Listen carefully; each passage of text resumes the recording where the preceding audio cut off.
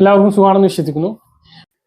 സംസ്ഥാനത്ത് സ്ത്രീ സുരക്ഷാ പെൻഷൻ പദ്ധതിയിലേക്കുള്ള അപേക്ഷ തുടരുകയാണ്. ഡിസംബർ 22 മുതലാണ് അപേക്ഷ സ്വീകരിച്ചു തുടങ്ങിയത്. ഓൺലൈനായി സ്വീകരിക്കുന്ന അപേക്ഷയോടൊപ്പം അപേക്ഷയ്ക്ക് വേണ്ട ഫോമുകൾ പഞ്ചായത്തിൽ സമർപ്പിക്കണമോ എന്നുള്ള സംശയം നിരവധി പേർ ഉന്നയിച്ചിരുന്നു. ഇതുമായി ബന്ധപ്പെട്ട വിവരങ്ങളും ഇത് അപേക്ഷിക്കുന്ന നിരവധി പേർക്ക് ഇത് കിട്ടില്ല, മുടങ്ങിപ്പോകും എന്നുള്ള തരത്തിലുള്ള ന്യൂസുകളുണ്ട്. ഇതിന്റെ വാസ്തവവുമാണ് പറയുന്നത്. വീഡിയോയുടെ വിശദാംശങ്ങളിലേക്ക് കടക്കുന്നതിന് മുമ്പ് കൂടുതൽ ആളുകളിലേക്ക് ഇൻഫർമേഷൻ എത്താൻ ഷെയർ ചെയ്യുക, ലൈക്ക് ചെയ്യുക, ഫേസ്ബുക്കിലൂടെ കാണുന്ന ആളുകൾ ഫോളോ ചെയ്യുക. വീഡിയോയുടെ വിശദമായ വിവരങ്ങളിലേക്ക് വരാം. സംസ്ഥാനത്ത് സ്ത്രീ സുരക്ഷാ പെൻഷൻ സാമ്പത്തികമായി പിന്നോക്കം നിൽക്കുന്ന 35 മുതൽ 60 വയസ്സ് വരെയുള്ള സ്ത്രീകൾക്ക് പ്രതിമാസം 1000 രൂപ ലഭിക്കുന്ന പദ്ധതിയാണ്. തദ്ദേശ തെരഞ്ഞെടുപ്പിന് മുമ്പ് മുഖ്യമന്ത്രി പിണറായി വിജയനാണ് പദ്ധതി പ്രഖ്യാപിച്ചത്. പദ്ധതി പ്രകാരം 35 മുതൽ 60 വയസ്സ് വരെ പ്രായമുള്ള സർക്കാരിന്റെ മറ്റ് സാമ്പത്തിക ആനുകൂല്യങ്ങളൊന്നും ലഭിക്കാത്ത സ്ത്രീകൾക്കാണ് ധനസഹായം ലഭിക്കുന്നത്. ഇത് തന്നെ മഞ്ഞ, പിങ്ക് റേഷൻ കാർഡിൽ ഉൾപ്പെട്ടിട്ടുള്ള സ്ത്രീകൾ ആവുകയും വേണം. ഇവർക്ക് മാത്രമാണ് ഈ ആനുകൂല്യം ലഭിക്കുന്നത് എങ്കിലും പദ്ധതി പ്രകാരം അപേക്ഷിച്ചിട്ട് പല ആളുകളുടെയും തള്ളിപ്പോകും എന്നുള്ള റിപ്പോർട്ടുകൾ വരുന്നുണ്ട്. അതായത് സാമൂഹ്യ സുരക്ഷാ പെൻഷൻ പദ്ധതിയെ പോലെ തന്നെ ആധുനിക രീതിയിലുള്ള സൗകര്യങ്ങളോട് കൂടിയിട്ടുള്ള വീടുകളാണ് എങ്കിൽ, അവരുടെ വീട്ടിൽ 4 ചക്ര വാഹനങ്ങൾ ഉണ്ട് എങ്കിൽ, അതായത് മുൻഗണന റേഷൻ കാർഡിന് അർഹത ഇല്ലാത്ത എന്തെങ്കിലും വീട്ടിൽ ഉണ്ട് എങ്കിൽ അവ കണ്ടെത്തുകയും അവരുടെ മുൻഗണന റേഷൻ കാർഡ് വരെ പോകുന്ന അവസ്ഥയുണ്ടാകും. സ്ത്രീ സുരക്ഷാ പെൻഷൻ ലഭിക്കുകയുമില്ല.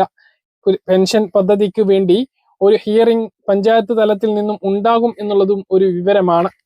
അതായത് തദ്ദേശ സ്ഥാപന തെരഞ്ഞെടുപ്പിന് മുമ്പ് പ്രഖ്യാപിച്ചിട്ടുള്ള പദ്ധതി നിയമസഭ ഇലക്ഷൻ അടുത്തിരിക്കുകയാണ്. ആദ്യഘട്ടത്തിൽ അപേക്ഷിക്കുന്നവരെല്ലാം അപേക്ഷ സ്വീകരിച്ച് എല്ലാവർക്കും വിതരണം ചെയ്യുകയും ഇലക്ഷന് ശേഷം വീടും ജീവിക്കുന്ന ചുറ്റുപാടും വീടുകളിലെത്തി പഞ്ചായത്ത് തലത്തിൽ നിന്നും ഉദ്യോഗസ്ഥർ പരിശോധന നടത്തുകയും ചെയ്യും. ഇതിന് ശേഷമായിരിക്കും തുടർന്നും ആ ഒരു തുക ലഭിക്കുക. ഏതെങ്കിലും കാരണവശാൽ മുൻഗണനാ റേഷൻ കാർഡിന് അർഹതയില്ല എങ്കിൽ മുൻഗണനാ റേഷൻ കാർഡ് റദ്ദാക്കുകയും അതോടൊപ്പം തന്നെ സ്ത്രീ സുരക്ഷാ പെൻഷൻ പദ്ധതിയിൽ നിന്ന് പുറത്താക്കുകയും ചെയ്യുന്നതായിരിക്കും. അതേസമയം അതുവരെ വാങ്ങിയിട്ടുള്ള തുക തിരിച്ചടയ്ക്കേണ്ടി വരില്ല.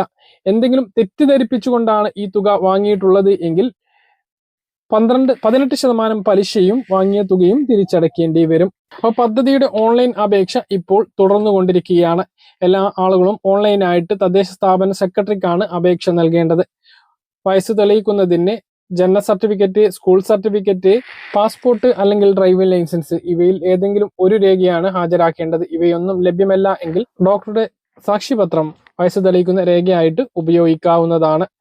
ഇതുകൂടാതെ ബാങ്ക് അക്കൗണ്ടിന്റെ വിവരങ്ങൾ, IFSC കോഡ് ഉൾപ്പെടെ ഒരു ഫോട്ടോ, ആധാർ കാർഡിന്റെ പകർപ്പ്, റേഷൻ കാർഡിന്റെ പകർപ്പ് ഇവയാണ് അപേക്ഷിക്കാൻ വേണ്ടത്. ഇത് ഓൺലൈനായിട്ട് സമർപ്പിക്കുമ്പോൾ വിവരങ്ങൾ നൽകുകയാണ് ചെയ്യേണ്ടത്.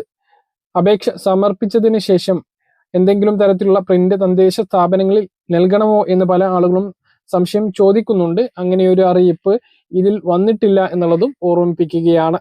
എങ്ങനെയാണ് ഓൺലൈനായി അപേക്ഷിക്കേണ്ടത് എന്നൊക്കെ നമ്മൾ മുമ്പ് പറഞ്ഞു. അക്ഷയ കേന്ദ്രങ്ങളിൽ എത്തി ചെയ്യുന്നതാണ് നല്ലത്. വെറും 40 രൂപ മാത്രം ഇതിന് ഫീസ് നൽകിയാൽ മതി. ഇതിന്റെ ഫീസ് നിജപ്പെടുത്തിക്കൊണ്ട് സർക്കാർ സർക്കുലർ പുറത്തിറക്കിയിട്ടുണ്ട്. എങ്ങനെ സ്വന്തമായി ചെയ്യണം എന്നുള്ളത് നമ്മൾ മുമ്പ് പറഞ്ഞതാണ്. അങ്ങനെ വീഡിയോ വേണ്ടവർ താഴെ കമന്റ് ആയിട്ടൊന്ന് അറിയിക്കുകയാണ് എങ്കിൽ വീഡിയോയുടെ ലിങ്ക് തരുന്നതാണ്.